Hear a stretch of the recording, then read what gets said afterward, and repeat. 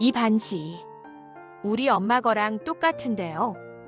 병원 응급실에서 들려온 낯선 여자의 한마디에 지우의 심장이 멈춘 것 같았습니다. 낡고 흠집 투성이인 은반지. 지우 자신도 왜 40년 동안 빼지 않고 끼고 다니는지 몰랐어요. 그저 이 반지만 끼고 있으면 마음 한구석이 덜 허전한 것 같았죠. 마치 누군가가 자신을 기다리고 있다는 것처럼요. 그런데 방금 처음 보는 이 젊은 여자가 그 반지를 알아본 겁니다. 40년 전 강제로 빼앗겼다고 들었던 딸. 그리고 기억조차 나지 않는 그 아이의 얼굴. 지우는 알지 못했죠. 이 낡은 반지에 다른 한 쌍이 맞춰지는 순간 자신의 인생이 송두리째 뒤바뀔 거라는 것을. 그리고 그 끝에서 누군가는 눈물을 흘리게 될 거라는 것을요. 사연 시작 전 구독과 좋아요 버튼을 눌러주시고 지금 어디서 이 사연을 듣고 계신지 댓글로 남겨주세요. 여러분이 계신 그곳에 따뜻한 행운이 가득하기를 바랍니다. 서울중앙병원 응급실. 밤 11시가 넘은 시각이었습니다. 복도에는 신음소리와 소독약 냄새가 뒤섞여 있었고 간호사들의 바쁜 발걸음만이 끊임없이 오가고 있었죠. 그 한가운데 한 중년 여성이 처치실 침대에 누워 있었습니다. 박지우. 올해 62살. 몇 시간 전 집 계단에서 미끄러져 발목을 심하게 접질렸어요. 혼자 사는 집. 아무도 없었죠. 30분을 바닥에서 신음하다가 겨우 119에 전화했습니다. 보호자분 오십니까? 간호사가 물었지만 지우는 고개를 저었어요. 혼자 살아요. 괜찮습니다. 익숙한 대답이었습니다. 40년 동안 수없이 반복해온 말이었죠. 간호사가 안타까운 표정을 지으며 돌아갔어요.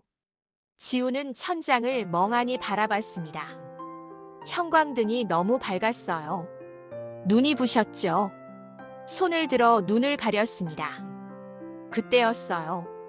지우의 오른손에 끼워진 반지가 형광등 빛에 반짝였습니다. 낡은 은반지. 40년도 넘은 물건이었어요.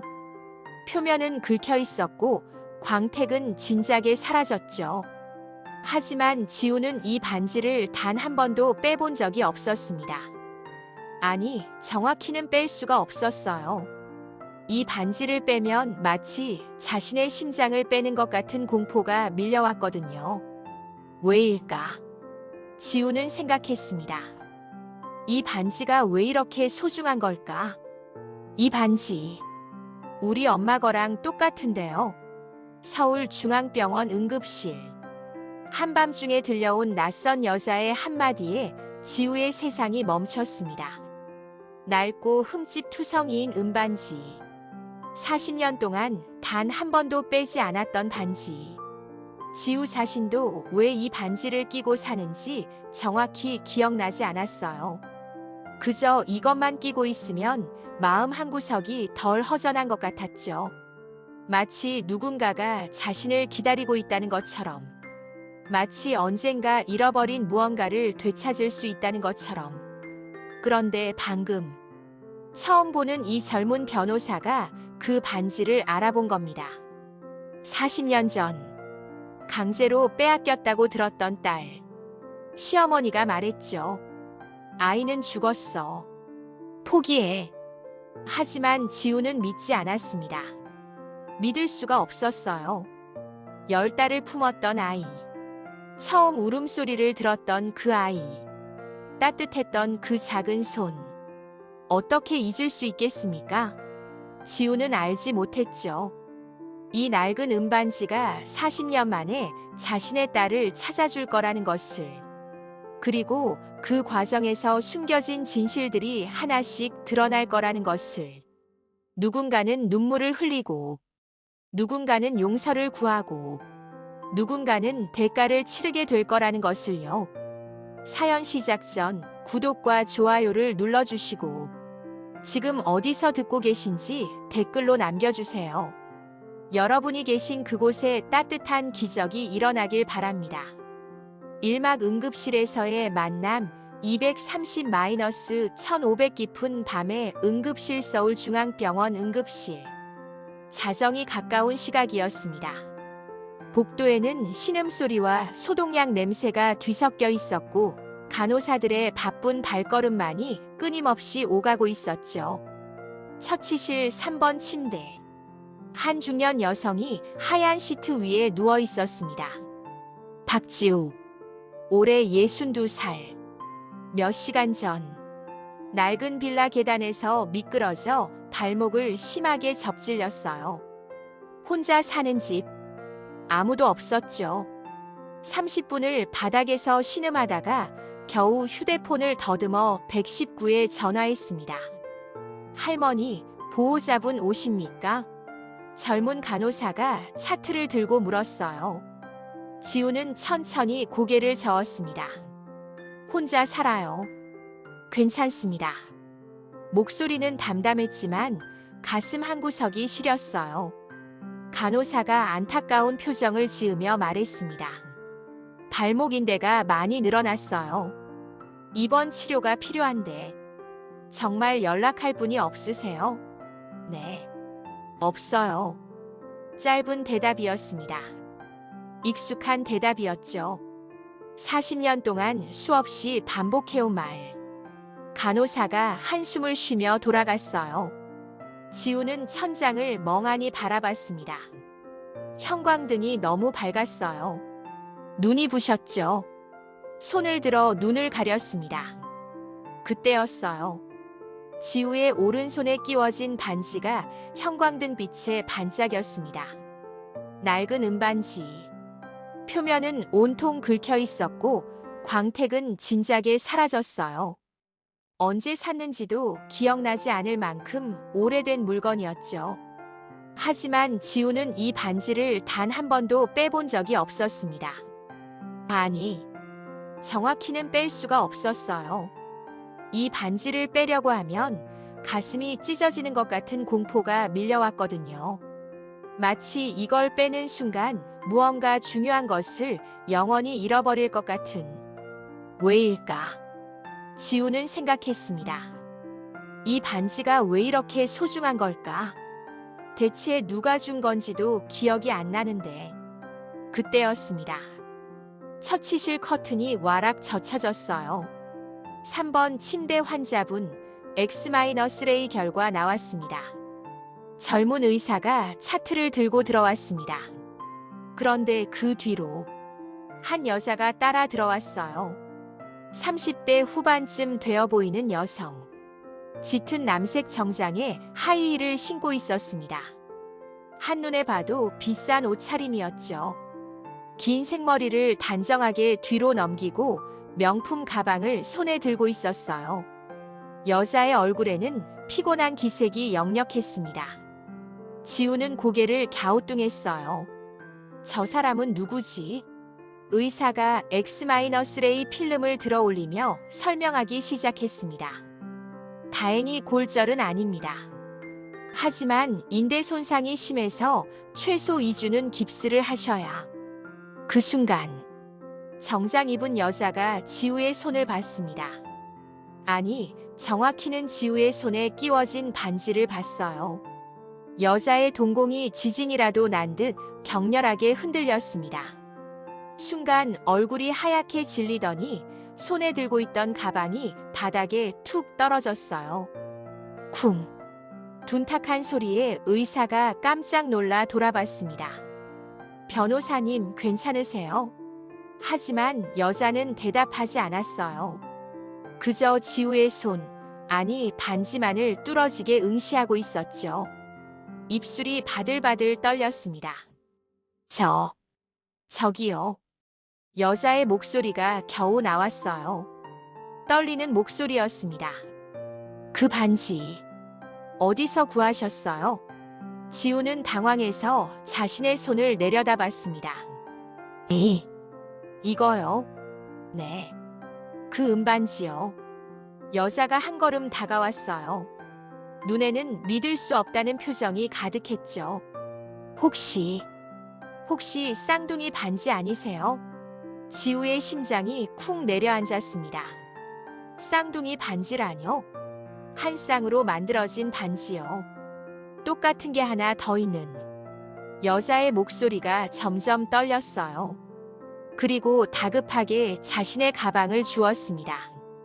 지퍼를 열고 안주머니를 뒤지더니 작은 벨벳 주머니를 꺼냈어요. 떨리는 손으로 주머니를 열었습니다. 그 안에서 반지 하나가 나왔죠.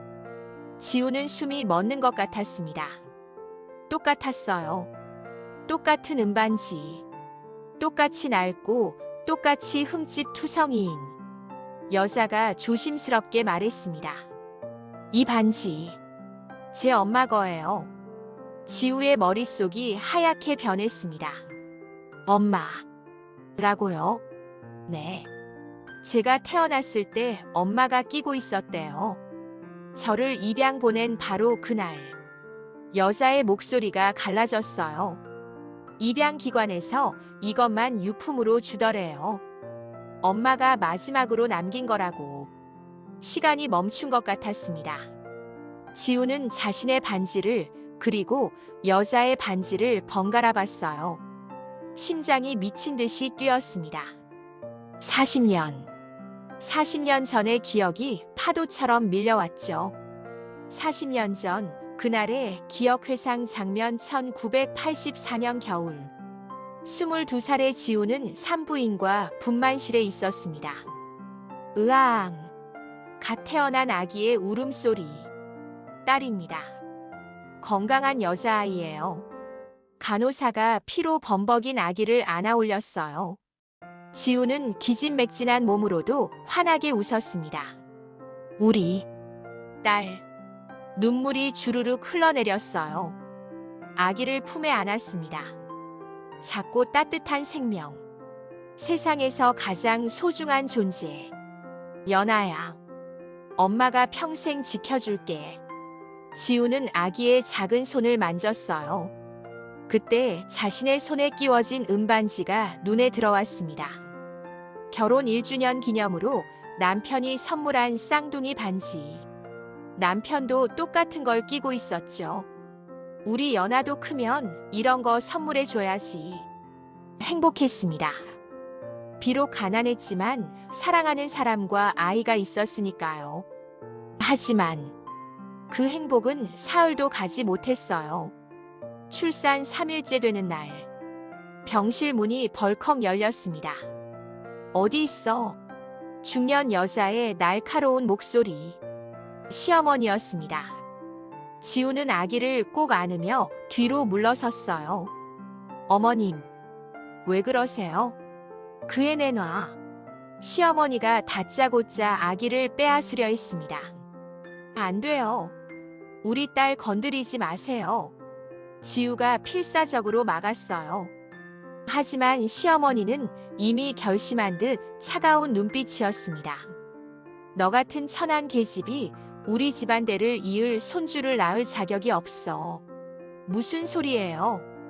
이건 제 딸이에요. 아들이었으면 모를까. 딸 따위는 필요 없어. 당장 입양 보낼 거야. 지우의 세상이 무너져 내렸습니다. 안 돼요. 제발. 하지만 시어머니는 덩치 큰 남자들을 데려왔어요. 이에 데리고 가. 안 돼. 안 돼요. 지우는 미친 듯이 저항했습니다. 아기를 품에서 놓지 않으려고 온 힘을 다했어요. 하지만 산후 몸은 너무 약했고 남자들은 너무 힘이 셌습니다. 으앙, 으앙. 아기가 울었어요. 엄마를 찾으며 울었죠. 연아야, 엄마 딸, 놓지 마. 지우의 비명이 복도에 울려 퍼졌습니다. 하지만 아기는 결국 빼앗겼어요. 어머님, 제발요. 제발 제 딸만은. 지우는 바닥을 기며 애원했습니다. 시어머니는 차갑게 내려다봤죠. 각 썼어. 이 아이와 평생 연락하지 않겠다고. 그럼 아이가 좋은 집에 입양 갈 수 있게 해줄게. 차라리 저를 죽여주세요. 각서 안 쓸 거야. 그럼 이 애는 고아원 가는 거야. 평생 천대받으며 살게.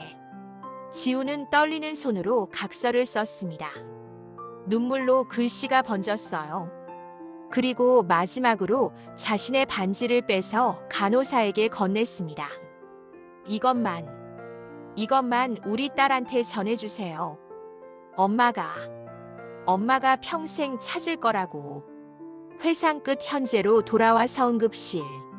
지우는 멍하니 앞의 여자를 바라봤습니다. 40년 전 빼앗긴 딸. 이 여자가 설마 혹시 지우의 입술이 떨렸어요. 혹시 성함이 어떻게 되세요? 여자가 명함을 꺼냈습니다. 떨리는 손으로 건넸죠. 서연아 변호사. 법무법인 정도지우의 눈에서 눈물이 뚝 떨어졌습니다. 연아. 40년 전에 지은 이름. 입양 가족이 그 이름을 그대로 써준 거였어요. 지우의 입에서 딸의 이름이 겨우 새어나왔습니다. 연아도 뭔가를 직감했는지 눈이 커졌어요. 혹시 어머님이. 둘의 시선이 허공에서 얽혔습니다. 40년 만에 재회. 하지만 둘 다 확신하지 못했어요. 정말 엄마와 딸일까? 아니면 우연의 일치일까? 의사가 어색하게 기침을 했습니다. 설명 계속해도 될까요? 하지만 두 여자는 듣지 못했습니다. 그저 서로를 바라볼 뿐이었죠. 연아가 조심스럽게 입을 열었어요. 커피 한 잔 하실래요? 할 얘기가 있을 것 같은데. 지우는 고개를 끄덕였습니다. 눈물이 멈추지 않았지만 고개를 끄덕였어요. 자정이 넘은 시각. 병원 지하 1층 카페테리아는 텅 비어 있었습니다. 형광등이 윙윙거리는 소리만 들렸죠. 구석 테이블. 지우와 연아가 마주 앉았어요. 둘 사이에는 식어가는 커피 2잔. 하지만 아무도 마시지 않았습니다. 긴 침묵이 흘렀어요. 무슨 말부터 꺼내야 할지 몰랐죠. 40년의 공백. 그 시간을 어떻게 말로 메울 수 있겠습니까?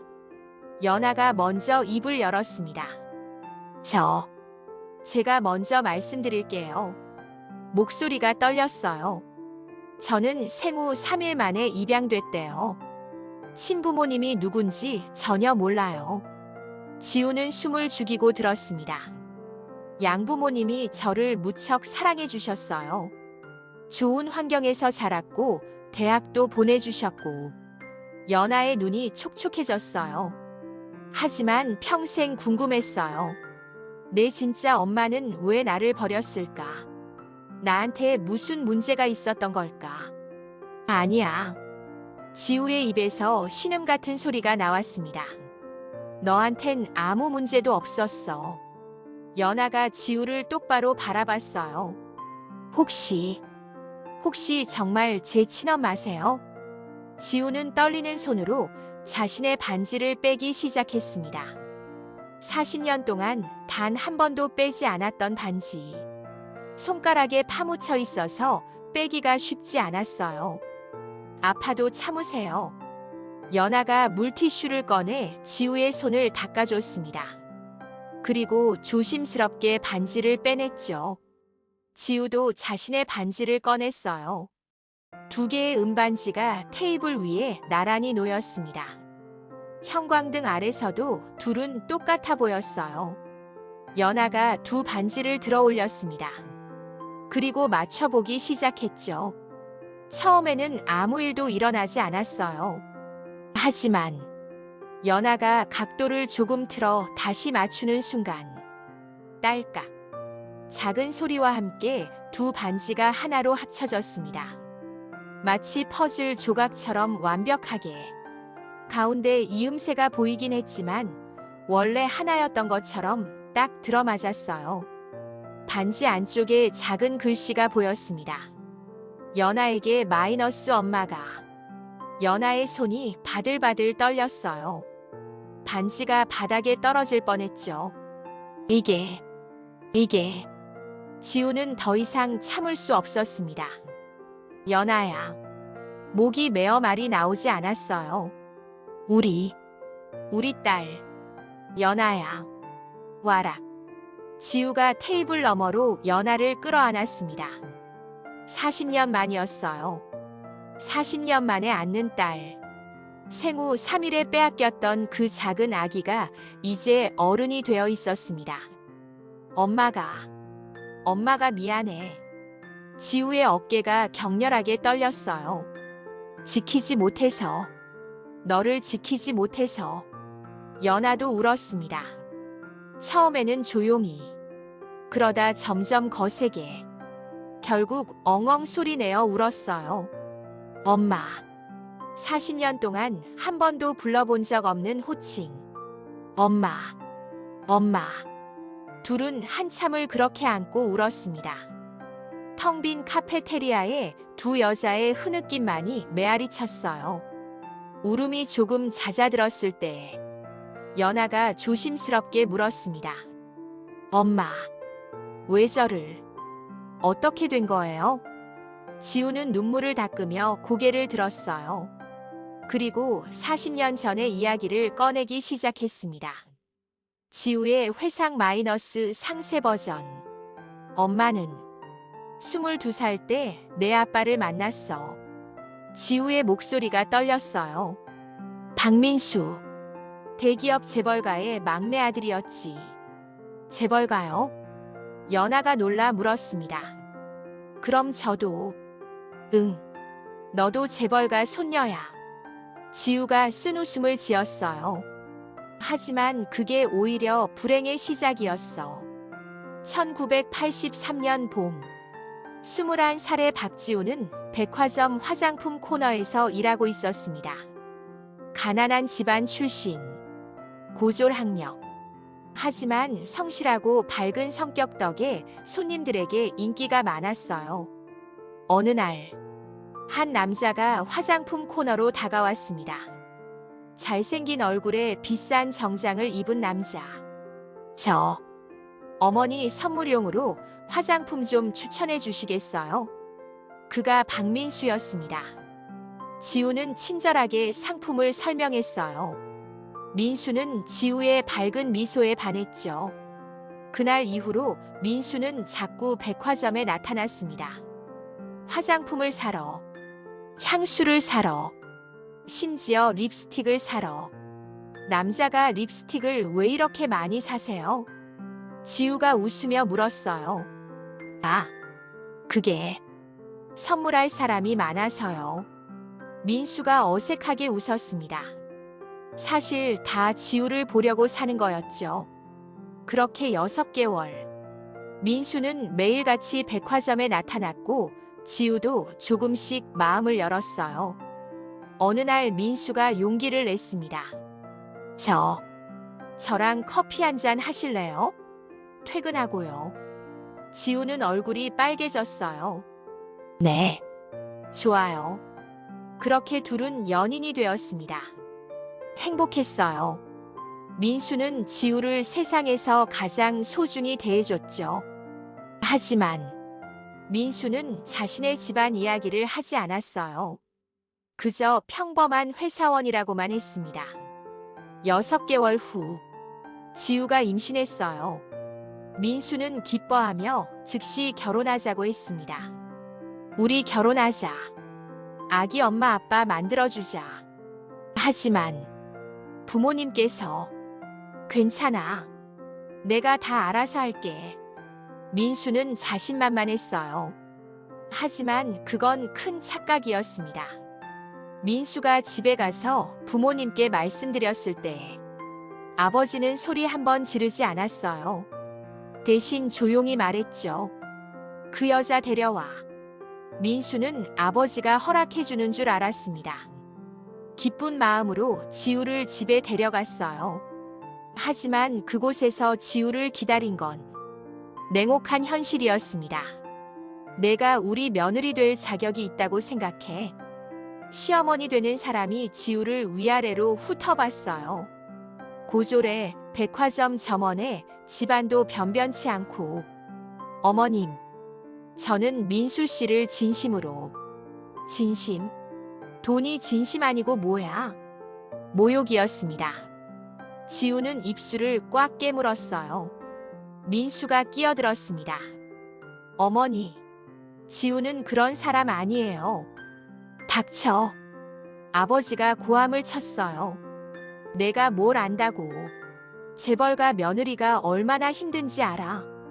하지만 그 여자랑 결혼하면 넌 상속에서 제외야. 재산 한 푼도 못 받아. 민수는 말문이 막혔습니다. 아버지는 냉정했어요. 선택해. 재산이냐 그 여자냐.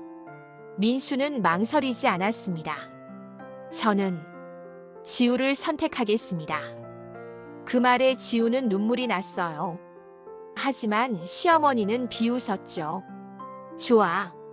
그럼 나가. 당장 집에서 나가. 결국 민수와 지우는 쫓겨났습니다. 재산 한 푼 없이. 하지만 행복했어요. 사랑하는 사람과 함께였고 곧 아기가 태어날 예정이었으니까요.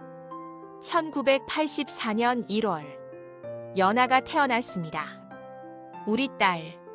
진짜 우리 딸이야. 민수가 감격해서 울었어요. 고마워, 지우야. 이렇게 예쁜 딸 낳아줘서. 지우도 행복했습니다. 가난했지만 사랑이 있었어요. 하지만 출산 3일째 되는 날, 민수가 잠깐 나간 사이 시어머니가 들이닥쳤습니다. 뒤에는 덩치 큰 남자들을 데리고 그 애 내놔. 그리고 연아를 빼앗아갔죠. 지우가 울부짖어도 소용없었어요. 각 썼어. 이 아이와 평생 연락하지 않겠다고. 제발, 제발 제 딸만은. 각서 안 쓰면 이 애는 고아원 가는 거야. 지우는 떨리는 손으로 각서를 썼습니다. 그리고 자신의 반지를 빼서 간호사에게 건넸어요. 이것만 우리 딸한테. 민수가 돌아왔을 때는 이미 늦었습니다. 연아가 어디 갔어? 우리 딸은. 미안해. 미안해. 지우는 바닥에 주저앉아 울었어요. 민수도 절망했습니다. 하지만 딸을 찾을 방법이 없었어요. 시어머니가 입양 기록을 모두 없애버렸거든요. 그로부터 1년 후 민수가 교통사고로 죽었습니다. 지우는 장례식에도 가지 못했어요. 시댁에서 쫓아냈거든요. 내 탓이야. 내가 우리 아들 망쳤어. 지우는 혼자가 되었습니다. 딸도 없고 남편도 없고 40년을 그렇게 혼자 살았어요. 연아를 찾으려 했지만 방법이 없었습니다. 입양 기록도 없고 어디로 갔는지도 몰랐죠. 그저 딸이 살아있기만을, 행복하기만을 빌었어요. 카페테리아. 지우는 눈물을 닦으며 말을 마쳤습니다. 그게 전부야. 연아는 충격에 휩싸인 표정이었어요. 그럼 제 친아버지는? 박민수. 진성그룹 박 회장의 막내 아들이었어. 진성그룹이요? 연아가 깜짝 놀랐습니다. 대한민국 10대 재벌 중 하나였거든요. 그럼 저는 재벌가 손녀. 응. 하지만 지우가 쓴웃음을 지었어요. 그 사람들은 너를 인정하지 않을 거야. 40년 전에도 지금도. 연아의 주먹이 떨렸습니다. 분노가 치솟았어요. 변호사로서, 딸로서, 엄마. 연아가 지우의 손을 꽉 잡았습니다. 복수해요. 뭐? 제가 도와드릴게요. 변호사니까. 연아의 눈빛이 단호했어요. 저를 빼앗아간 사람들. 엄마 인생을 망친 사람들. 반드시 대가를 치르게 만들 거예요. 다음 날 아침, 연아는 자신의 사무실에 앉아 있었습니다. 밤새 한숨도 못 잤어요. 머릿속이 복잡했죠. 진성그룹, 대한민국에서 손꼽히는 재벌가, 그곳에 손녀라니. 하지만 기쁘지 않았어요. 오히려 분노만 치솟았죠. 똑똑, 노크 소리에 고개를 들었습니다. 연아야, 바빠. 선배 변호사 김태호가 들어왔어요. 아니요, 선배. 무슨 일이세요? 큰 건 들어왔어. 너도 같이 맡을래? 어떤 건데요? 태호가 서류를 책상에 내려놨습니다. 진성그룹 상속 소송. 연아의 심장이 쿵 내려앉았습니다. 진성그룹이요? 응. 박 회장이 돌아가셨거든. 근데 숨겨진 손자가 있다고 유언장에 나와서 난리야. 연아는 서류를 집어들었어요. 손이 떨렸습니다. 첫 페이지에 적힌 이름. 고인 박진성 진성그룹 회장. 연아의 친할아버지였어요. 이거 제가 맡겠습니다. 오, 정말 고마워. 태호가 기뻐하며 나갔습니다. 연아는 서류를 펼쳐 읽기 시작했어요. 유언장 요약. 고인 박진성은 사망 6개월 전에 비밀 유언장 작성. 막내 아들 박민수 사망의 딸이 생존해 있다면 재산의 30% 상속. 단 친자 확인 필수. 유언 집행인 박진성 비서실장. 연아는 숨이 막혔어요. 할아버지가 자신의 존재를 알고 있었다니. 그리고 재산까지 남겼다니. 하지만 궁금했어요. 왜 살아생전에는 찾지 않으신 거지? 그때 연아의 휴대폰이 울렸습니다. 여보세요? 연아 변호사님. 박진성 회장 비서실장이었던 정태식입니다. 아, 네. 안녕하세요. 회장님 유언을 집행하려는데요. 한번 만날 수 있을까요? 그럼요. 언제가 편하세요? 오늘 점심 어떠세요? 회장님이 남긴 편지가 있어서요. 연아는 흔쾌히 응했습니다. 서울 시내 조용한 레스토랑.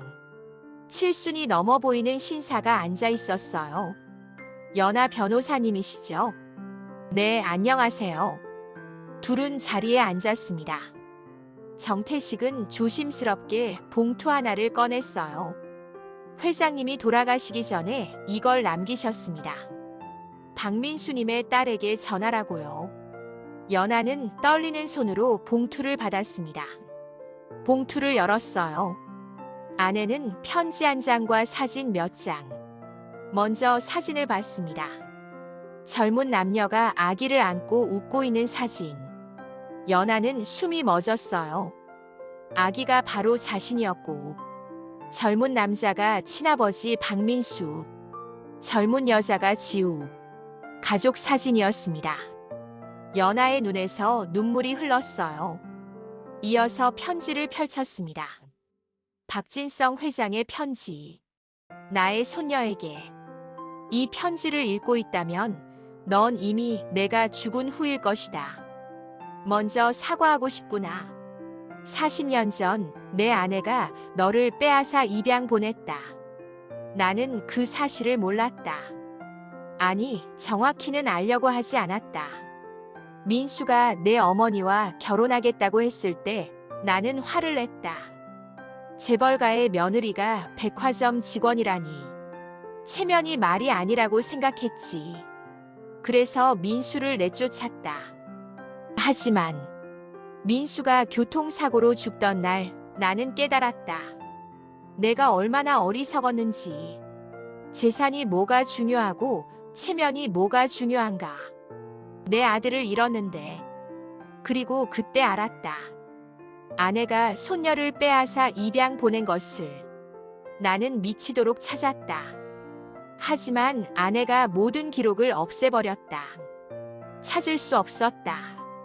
40년을 찾았지만 찾을 수 없었다. 그러다 6개월 전 드디어 찾았다. 사립 탐정을 통해서. 너는 잘 자라 있었다. 훌륭한 변호사가 되어 있었지. 나는 너무 기뻤다. 하지만 나타날 수 없었다. 암 선고를 받았거든. 시한부였다. 갑자기 나타나서 할아버지라고 하기엔 남은 시간이 너무 짧았다. 그래서 이렇게 유언장을 남긴다. 재산은 미안함의 표시일 뿐이다.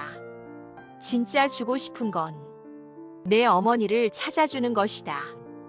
박지우, 내 친어머니. 그분은 40년을 너를 찾으며 살았다. 부디 그분을 만나거라. 그리고 행복하게 살 거라. 마이너스 할아버지 박진성. 편지를 다 읽은 연아는 눈물을 흘렸습니다. 회장님이 저를 찾으셨군요. 정태식도 눈시울을 붉혔어요. 네. 마지막 6개월 동안 회장님은 매일 변호사님 사진을 보셨습니다. 손녀를 그리워하시면서요. 그럼 제 친할머니는? 박 회장 부인은 작년에 돌아가셨습니다. 회장님보다 먼저요. 연아는 복잡한 감정에 휩싸였어요. 미워해야 할 사람들. 하지만 이미 세상을 떠난 사람들. 그런데요. 정태식이 조심스럽게 말했습니다. 문제가 하나 있습니다. 무슨 문제인가요? 현재 진성그룹 회장은 박진호 회장님의 장남이자 변호사님의 큰아버지시죠. 네. 그분이 유언장을 인정하지 않으려 합니다. 연아의 눈빛이 날카로워졌어요. 어떻게요? 친자 확인을 거부하고 있습니다. 그리고 변호사님이 사기꾼이라고 주장하고요. 연아는 주먹을 꽉 쥐었습니다. 법적으로 싸워야겠네요. 힘드실 겁니다. 진성그룹은 막강하니까요. 괜찮아요. 연아가 단호하게 말했습니다. 저도 변호사니까요. 그리고 연아의 눈에 결기가 서렸어요. 엄마를 위해서라도 이길 겁니다. 그날 오후 연아는 지우와 함께 진성그룹 본사를 찾아갔습니다. 초고층 빌딩. 유리로 된 외벽이 햇빛에 반짝였어요. 긴장돼요, 엄마. 지우가 떨리는 목소리로 말했습니다. 저도요. 연아가 엄마 손을 꽉 잡았어요. 하지만 우리가 이길 거예요. 정의는 우리 편이니까. 둘은 로비로 들어갔습니다. 대리석 바닥이 반짝였고 샹들리에가 화려했어요. 안내 데스크로 갔습니다. 박진호 회장님과 약속이 있습니다. 직원이 확인 후 고개를 끄덕였어요. 45층으로 올라가세요. 엘리베이터 안. 둘은 말없이 층수가 올라가는 걸 지켜봤습니다. 45층. 문이 열렸어요. 복도 끝에 회장실 문이 보였습니다. 비서가 안내했어요. 들어가세요. 문이 열렸습니다. 거대한 회장실. 정면에 거대한 책상이 있었고 그 뒤로 서울 전경이 펼쳐져 있었어요. 책상 앞에 60대 중반의 남자가 앉아 있었습니다. 박진호, 진성그룹 현 회장, 연아의 큰아버지. 오셨습니까? 차가운 목소리였어요. 연아와 지우는 자리에 앉았습니다. 긴 침묵. 박진호가 먼저 입을 열었습니다. 단도직입적으로 말하죠. 유언장 인정 못합니다. 이유가 뭔가요? 연아가 차분하게 물었어요. 증거가 없잖아요. 당신이 정말 내 조카라는. 친자 확인하면 되잖아요. 거부합니다. 박진호가 단호하게 말했습니다. 당신들은 사기꾼이에요. 재산을 노리고 접근한. 지우가 참지 못하고 소리쳤어요. 사기꾼이라고요? 40년 전에 내 딸을 빼앗아간 건 당신 네 집안이잖아요. 증거 있어요? 박진호가 비웃었습니다. 40년 전 일을 누가 증명하겠어요? 각서도 기록도 전부 없앴는데. 연아는 차분하게 가방을 열었어요. 그리고 서류 뭉치를 꺼냈습니다. 이게 뭔지 아세요? 책상 위에 탁 내려놨어요. 40년 전 입양 기록입니다. 아버님이 없앴다고 생각하셨죠? 하지만 병원 기록은 남아 있었어요. 박진호의 얼굴이 굳었습니다. 그리고 이건 연아가 또 다른 서류를 꺼냈어요. 당시 병원 간호사의 진술서입니다. 제가 직접 찾아가서 받았어요. 시어머니가 아기를 빼앗아갔다는 증언이 있습니다. 그건. 그리고 이건 DNA 감식 동의서입니다. 연아가 마지막 서류를 내밀었어요. 저와 친자 확인을 거부하시면 법원에 강제 집행 신청하겠습니다. 유언장이 있으니 가능하죠. 박진호는 말문이 막혔어요. 연아가 일어서며 말했습니다. 이번 주 금요일까지 답변 주세요. 안 그러면 소송 들어갑니다. 잠깐. 하지만 연아는 돌아서서 나갔어요. 지우도 따라 나갔죠. 문이 닫혔습니다. 박진호는 주먹을 꽉 쥐었어요. 젠장, 그날 밤. 박진호는 비밀리에 한 사람을 만났습니다. 강민철, 진성그룹 법무팀장. 둘은 호텔 비밀룸에서 만났어요. 어떻게 생각하십니까? 박진호가 물었습니다. 강민철은 차분하게 대답했어요. DNA 검사는 피할 수 없을 것 같습니다. 그럼 결과를 조작하면 됩니다. 박진호의 눈이 반짝였어요. 가능해. 검사기관에 아는 사람이 있습니다. 돈으로 해결할 수 있어요. 얼마? 10억이면 충분합니다. 박진호는 잠시 고민했어요. 하지만 재산 30%를 빼앗기느니 10억이 낫다고 판단했죠. 좋아. 진행해. 알겠습니다. 강민철이 일어서려는데. 그리고 박진호가 덧붙였습니다. 박지우, 그 여자도 처리해. 처리라뇨?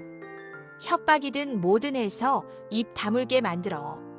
40년 전 일을 들춰내면 우리 그룹 이미지에 타격이야. 알겠습니다. 강민철이 비열하게 웃으며 나갔어요. 다음 날 저녁, 지우는 집으로 돌아가는 길이었습니다. 낡은 빌라 계단을 올라가는데 갑자기 누군가가 뒤에서 손수건으로 입을 막았어요. 지우는 저항했지만 힘이 달렸습니다. 의식이 흐려졌어요. 얼마 후 지우는 차 안에서 깨어났습니다. 손이 묶여 있었어요. 깨어났군요. 앞자리에서 강민철이 돌아봤습니다. 누구세요? 진성그룹에서 나왔습니다. 강민철이 차갑게 웃었어요. 박지우 씨, 딸 생각해서 협조하세요. 무슨 소리예요? 소송 취하하세요. 그리고 다시는 진성그룹에 나타나지 마세요. 안 돼요. 내 딸 권리예요. 그럼 어쩔 수 없죠. 강민철이 휴대폰을 꺼냈어요. 사진 한 장을 보여줬습니다. 연아가 사무실에서 일하는 사진. 따님 서연아 변호사. 출퇴근길이 항상 똑같더군요. 사고 한 번 나면. 감히. 지우가 소리쳤어요. 우리 딸한테 손 떼면 가만 안 둬. 그럼 협조하세요. 강민철이 서류를 내밀었습니다. 여기 사인하세요. 소송 취하 및 비밀 유지 각서입니다. 지우는 떨리는 손으로 서류를 받았어요. 눈물이 흘렀습니다. 또야. 또 각서를 쓰라고. 40년 전 그날이 떠올랐어요. 딸을 빼앗기던 그날. 역사는 반복되는 걸까요? 지우는 주먹을 꽉 쥐었습니다. 안 써요. 뭐라고요? 40년 전에는 겁이 나서 썼어요. 하지만 이젠 안 무서워요. 지우의 눈빛이 단호했어요. 우리 딸 건드려 보세요. 그럼 전 목숨 걸고 싸울 테니까. 강민철은 혀를 찼어요. 고집세시네요. 좋아요. 후회하실 겁니다. 차가 섰습니다. 강민철이 지우를 내렸어요. 한밤중 한적한 길. 걸어가세요. 그리고 차는 떠났습니다. 지우는 묶인 손을 풀며 눈물을 흘렸어요. 하지만 굴하지 않았습니다. 연아야, 엄마가 지켜줄게. 다음 날 아침, 연아는 엄마에게서 전화를 받았어요. 엄마, 무슨 일이에요? 연아야, 엄마가 어제. 지우는 어제 일을 말해줬습니다. 연아는 분노에 떨었어요. 엄마, 왜 경찰에 신고 안 하셨어요? 증거가 없잖아. 그래도 엄마 다칠 뻔했잖아요. 연아는 주먹을 꽉 쥐었습니다. 알겠어요. 제가 처리할게요. 전화를 끊고 연아는 즉시 움직였습니다. 먼저 사무실 CCTV를 확인했어요. 지난 며칠간 수상한 차가 사무실 앞을 지나간 기록이 있었습니다. 번호판을 추적했죠. 그리고 알아냈어요. 그 차가 진성그룹 소유라는 것을. 이 비겁한. 연아는 즉시 경찰에 신고했습니다. 그리고 언론에도 제보했어요. 진성그룹 상속녀 협박 의혹. 기사가 터졌습니다. 다음 날 아침 포털 사이트 메인에 기사가 떴어요. 단독 진성그룹 숨겨진 상속녀 존재 확인. 40년 전 강제 입양 의혹. 현 회장 은폐 시도. 기사는 삽시간에 퍼졌습니다. 댓글이 폭주했어요. 재벌들 진짜 무섭다. 40년 전에도 지금도 똑같네. 그 딸 변호사라며. 대박이다. DNA 검사 결과 궁금하다. 여론이 들끓었습니다. 진성그룹 주가가 흔들렸어요. 박진호는 긴급 대책회의를 소집했습니다. 이게 대체 어떻게 된 거야? 죄송합니다. 강민철이 고개를 숙였어요. 언론 플레이로 나왔군. 그럼 우리도 맞대응해야지. 박진호가 홍보팀장을 불렀습니다. 기자회견 준비해. 우리 입장 발표할 거야. 3일 후 진성그룹 본사 대강당. 수백 명의 기자들이 모여 있었어요. 박진호가 단상에 올랐습니다. 플래시가 터졌어요. 안녕하십니까? 진성그룹 박진호입니다. 박진호의 목소리가 차분했어요. 최근 불미스러운 보도가 있었습니다. 저희 입장을 밝히고자 이 자리에 섰습니다. 기자들이 귀를 기울였죠. 먼저 선친 박진성 회장의 유언장은 사실입니다. 웅성웅성. 하지만 박진호가 목소리를 높였어요. 자칭 상속녀라는 서연아 변호사. 그분이 정말 저희 조카인지는 확인되지 않았습니다. DNA 검사를 거부하신다는데요. 한 기자가 소리쳤어요. 아닙니다. 오히려 환영합니다. 박진호가 웃었어요. 정식 기관에서 검사받겠습니다. 투명하게. 기자들이 수군거렸어요. 연아는 TV로 기자회견을 지켜봤습니다. 뭔가 이상해. 직감이 왔어요. 너무 순순히 응하잖아. 불안한 예감이 들었습니다. 일주일 후 서울중앙병원 검사실. 연아와 박진호가 마주 앉았어요. 중립적인 의사가 설명했습니다. 양측 동의하에 DNA 채취하겠습니다. 결과는 3일 후 나옵니다. 시작하세요. 박진호가 말했어요. 면봉으로 입안을 닦아 샘플을 채취했습니다. 연아도 마찬가지로 샘플이 봉인되었어요. 수고하셨습니다. 의사가 말했습니다. 둘은 서로를 쳐다보지도 않고 나갔어요. 3일간의 기다림. 연아는 초조했어요. 지우도 마찬가지였죠. 결과가 나오면 끝이야, 엄마. 응. 우리가 이길 거야. 하지만 둘 다 불안했습니다. 드디어 D-Day. 서울 가정법원 회의실. 판사, 양측 변호사, 연아, 박진호가 모였어요. 의사가 봉인된 봉투를 들고 있었습니다. 개봉하겠습니다. 봉투가 열렸어요. 서류가 꺼내졌습니다. 의사가 읽기 시작했어요. DNA 검사 결과. 모두가 숨을 죽였습니다. 서연아 씨와 박진호 씨는 시간이 멈춘 것 같았어요. 혈연 관계가 없습니다. 쾅. 연아의 머리를 망치로 맞은 것 같았어요. 뭐라고요? 혈연 관계가 없다고 나왔습니다. 연아는 믿을 수 없었어요. 말도 안 돼요. 다시 검사해야 해요. 이미 공인된 검사기관에서 조작됐을 수도 있잖아요. 연아가 소리쳤습니다. 하지만 박진호는 승리의 미소를 지었어요. 보셨죠? 사기꾼이었습니다. 판사가 판결했어요. 혈연 관계가 인정되지 않으므로 유언장은 무효입니다. 안 돼요. 연아가 울부짖었지만 소용없었어요. 판결은 내려졌습니다. 법원을 나온 연아는 무너져 내렸어요. 지우가 부축했습니다. 연아야, 엄마, 미안해요. 제가 못 이겼어요. 연아는 바닥에 주저앉아 울었어요. 40년 만에 찾은 엄마. 하지만 지켜주지 못했습니다.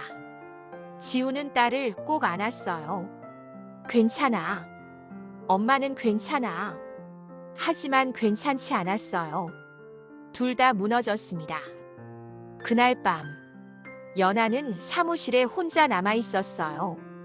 책상 위에는 DNA 검사 결과지. 이상해. 연아는 결과지를 뚫어지게 봤습니다. 뭔가 조작된 것 같은데. 변호사로서의 직감이었어요. 연아는 컴퓨터를 켰습니다.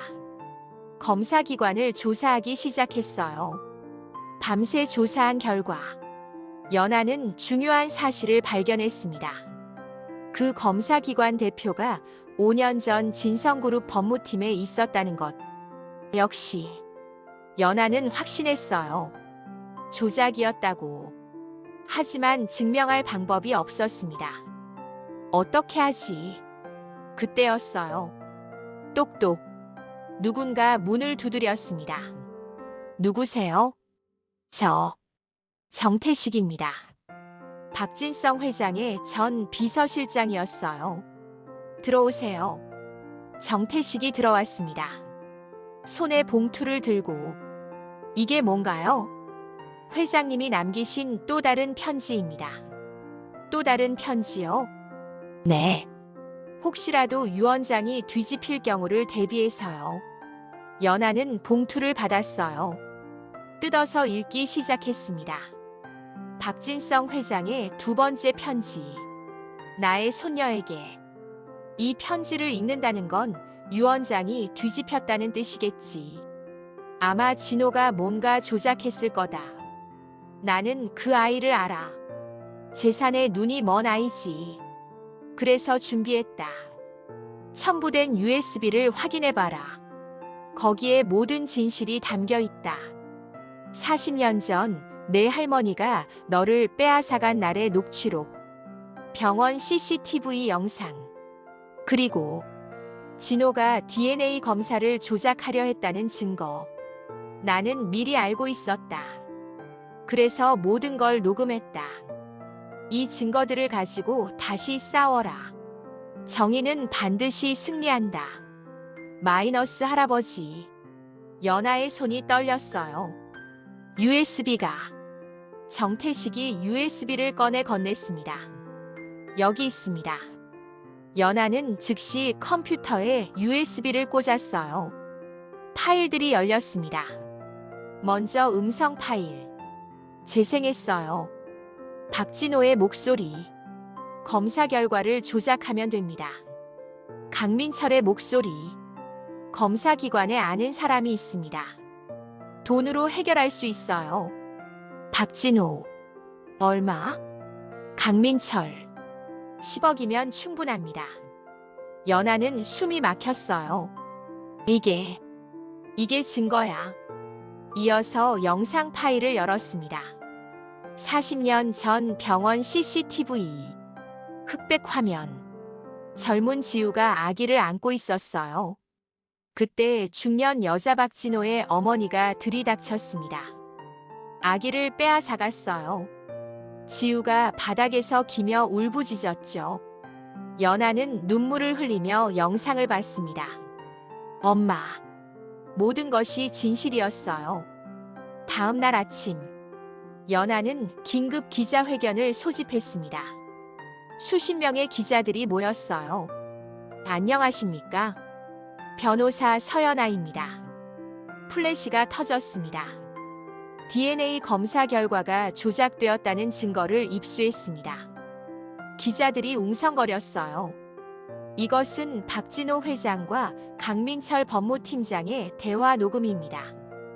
연하가 녹음 파일을 재생했어요. 검사 결과를 조작하면 됩니다. 기자들이 경악했습니다. 그리고 이것은 40년 전 제가 강제로 입양 보내진 날의 CCTV입니다.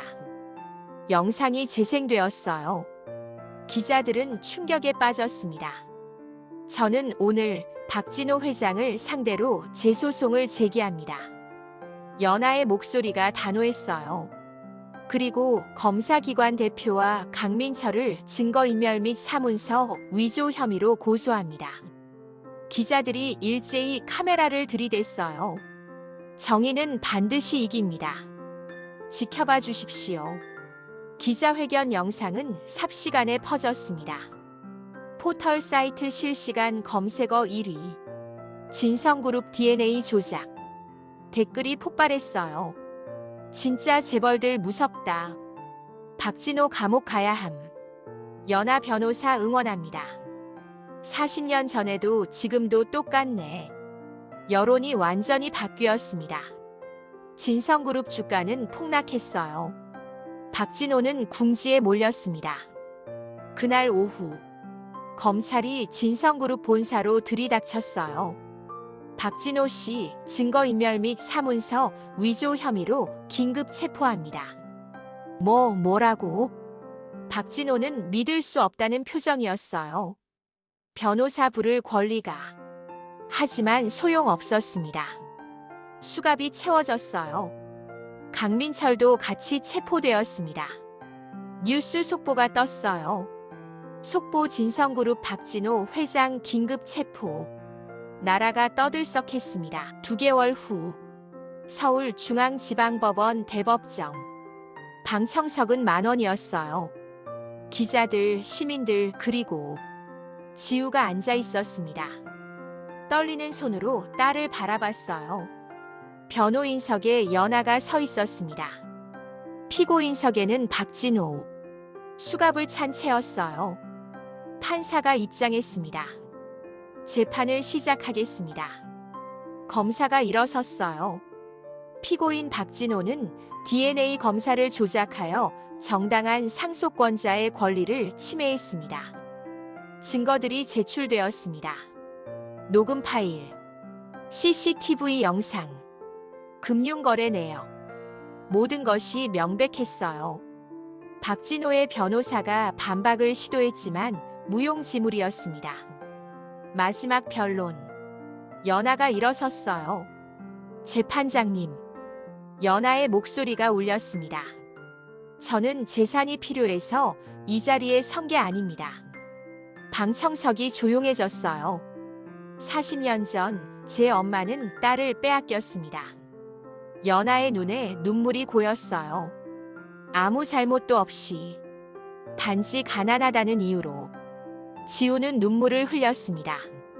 엄마는 40년을 혼자 살았습니다. 딸을 그리워하며. 연하의 목소리가 떨렸어요. 저는 그 40년을 돌려받고 싶습니다. 재산이 아니라 시간을. 잃어버린 40년을. 연하는 판사를 똑바로 바라봤어요. 하지만 시간은 돌릴 수 없습니다. 그렇다면 최소한 연하의 목소리가 높아졌어요. 정이라도 실현되어야 하지 않겠습니까? 방청석에서 박수가 터져 나왔습니다. 판사가 진정시켰어요. 조용히 하십시오. 그리고 판사는 잠시 생각에 잠겼습니다. 판결을 선고하겠습니다. 법정이 숨을 죽였어요. 피고인 박진호는 증거인멸 및 사문서 위조로 징역 3년을 선고합니다. 또한 민사상 손해배상으로 피해자 서연아에게 50억을 지급하라 명합니다. 그리고 판사가 또 다른 서류를 들었어요. 박진성 회장의 유언장은 유효함을 인정합니다. 서연아는 고인의 적법한 손녀임이 확인되었으므로 유산의 30%를 상속받을 권리가 있습니다. 쾅! 망치가 내려쳤어요. 이상 판결을 마칩니다. 방청석이 술렁였습니다. 연하는 그 자리에 멍하니 서 있었어요. 이겼다. 진짜 이겼다. 지우가 달려왔습니다. 연하야. 엄마. 둘은 와락 껴안았어요. 40년 만의 승리였습니다. 3개월 후. 봄. 벚꽃이 만발한 공원. 지우와 연하가 나란히 걷고 있었어요. 엄마, 여기 어때요? 연하가 한 카페를 가리켰습니다. 뭐가? 여기서 카페하면 어떨까 해서요. 카페? 네. 엄마 평생 힘들게 사셨잖아요. 이제 하고 싶은 거 하시라고. 연하가 웃었어요. 상속받은 돈으로 카페 차려드릴게요. 지우는 눈물을 닦았습니다. 고마워, 연하야. 엄마, 울지 마세요. 행복해서 우는 거야. 둘은 손을 꼭 잡았어요. 6개월 후. 연한의 카페 오픈. 지우가 운영하는 작은 카페였어요. 아늑하고 따뜻한 분위기. 첫 손님은 연하였습니다. 엄마, 커피 한 잔 주세요. 그래, 우리 딸. 뭐 마실래? 엄마가 타주는 아메리카노요. 지우가 정성껏 커피를 내렸어요. 연하는 커피를 마시며 주위를 둘러봤습니다. 벽에는 사진들이 걸려 있었어요. 지우와 연하가 함께 찍은 사진들. 지난 몇 달간의 추억들. 예쁘죠? 지우가 옆에 앉으며 물었어요.